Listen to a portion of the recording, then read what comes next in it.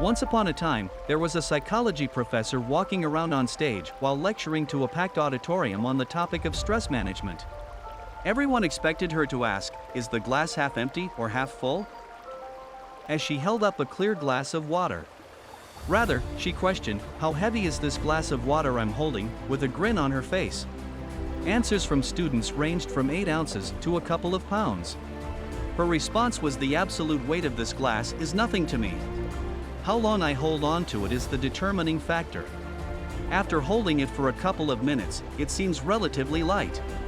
My arm might get tired from holding it for an entire hour. After a day of holding it, my arm will probably cramp up and go useless and paralyzed, and I'll have to put the glass down. There is no difference in the actual weight of the glass, but the longer I hold it, the heavier it seems." As the students nodded their heads in agreement, she added, "This glass of water represents all of your pressures and worries. Nothing changes if you give it some thought. When you dwell on them for too long, you start to feel a dull ache. If you dwell on them all day, you would become absolutely numb and immobilized, unable to move or think in any way other than to dump them. There is wisdom in accepting what you can't change and letting go on days when tension and anxiety are high.